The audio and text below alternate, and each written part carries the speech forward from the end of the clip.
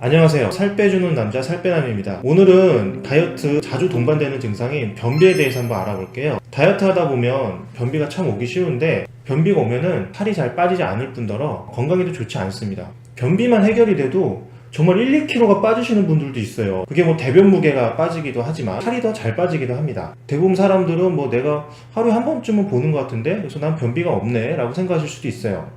근데 이제 다이어트를 하시다 보면은 변이 좀 하루에 한 번은 보는데 변이 불편하다라든지 잔변감이 있다든지 배변을 하실 때 좀 힘들었다든지 하루에 한 번을 보더라도 이런 불편 증상들이 있으면 변비라고 할 수도 있습니다. 반대로 내가 2, 3일에 한 번을 보는데 나는 불편하지도 않고 항상 괜찮았어. 그러면 변비가 아닐 수도 있어요. 그러면 다이어트 변비는 도대체 왜 생길까요? 첫 번째, 다이어트를 하다 보면 수분이 부족해집니다. 여러분들은 많은 수분 섭취량이 혹시 음식에서 온다는 사실도 아셨나요? 대부분의 음식에 수분이 포함되어 있어요. 그런데 다이어트를 하다 보면 이 음식량이 줄죠. 당연히 안에 들어있던 수분의 섭취량도 줄어들게 됩니다.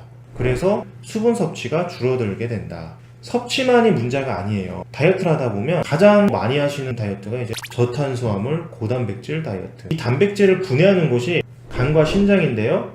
간과 신장에서 단백질을 분해할 때 물을 많이 쓰게 됩니다.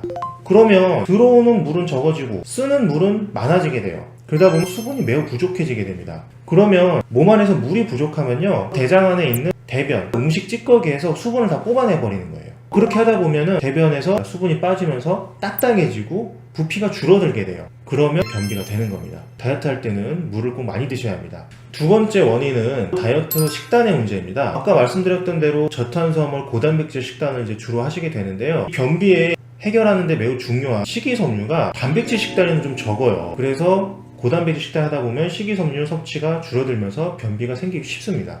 세 번째 원인은 불규칙한 식사 또는 절식으로 인한 장 운동성의 저하 문제예요. 다이어트를 하다 보면은 식사를 불규칙하게 좀 빼시게 되거든요. 아니면은 아예 안 먹거나.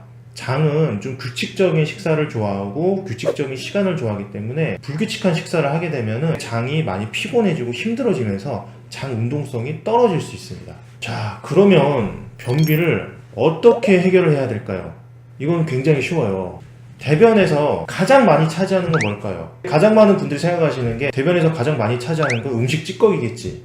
네, 그게 아니고 바로 수분입니다. 한 7, 80% 정도가 수분이라고 보시면 되세요. 앞서 말했듯이 다이어트를 하다 보면 수분이 부족해지면서 변비가 생길 수가 있어요. 그래서 다이어트 하시는 분들은 평소보다 물을 많이 드셔야 되는 겁니다. 원래 물을 적게 드셨던 분들은 최소 2리터까지는 드셔야 되고요. 나는 원래 2리터를 먹었는데 하셨던 분들도 다이어트를 할 때는 1리터 이상을 더 드셔주시는 것이 좋습니다.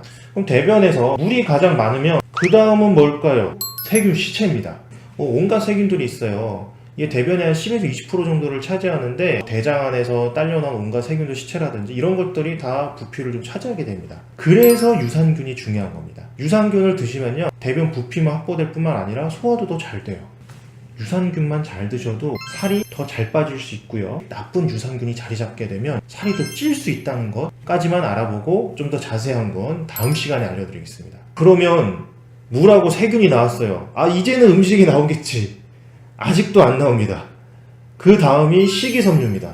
한 5에서 10% 정도라고 보실 수 있는데요. 식이섬유가 이제 주로 하는 역할 중에 하나가 배변 부피를 좀 확보는 해주지만 유산균 또 먹이가 돼요. 식이섬유가 아주 다방면으로 배변 활동에 도움을 준다. 다이어트를 하실 때 이 식이섬유를 좀 많이 드시는 것이 좋습니다. 그런데 아까 저탄수화물 고단백질 식단을 하는 게 아무래도 다이어트에 좋긴 하잖아요. 그러면 식이섬유를 많이 못 먹는데 어떻게 해야 돼요? 그래서 채소를 드시는 거죠. 채소가 식이섬유 많이 들어있고 다이어트에도 도움이 많이 되니까요. 여기까지 들으셨으면 좀 놀라셨을 거예요. 대변이 다 음식 찌꺼기인 줄 알았는데 생각보다 별로 음식 찌꺼기가 없네. 그래서 다이어트 할 때 식사량이 줄더라도 꼭 변비가 생기진 않습니다. 오히려 다이어트에서 식사량보다 중요한 게 바로 식사 시간입니다. 대장은 규칙적인 일을 하는 것을 굉장히 좋아해요. 그래서 하루 3번 딱딱 시간을 맞춰서 먹어주는 것이 대장 운동성을 높이면서 변비를 해결하는 데 굉장히 도움이 된다고 할 수 있습니다. 앞서 말씀드렸던 방법들을 모두 해봤어요. 물도 많이 먹고 유산균도 먹고 식이섬유도 먹고 규칙적으로 먹었어. 근데 그래도 계속 변비가 있다. 그럴 수도 있습니다. 근데 이런 방법들은 근본적인 해결책이 되기 때문에 굉장히 빠르게 해결이 되지는 않을 수도 있어요. 하지만 이 방법들은 반드시 시행을 해야 하고 3개월 이상 꾸준히 유지하시기를 좀 권유드리고요. 다이어트 시작 전부터 이걸 미리 하고 계셔서 배변 활동이 좋아지고 한다면 다이어트 변비도 예방을 하는 것까지 가능합니다.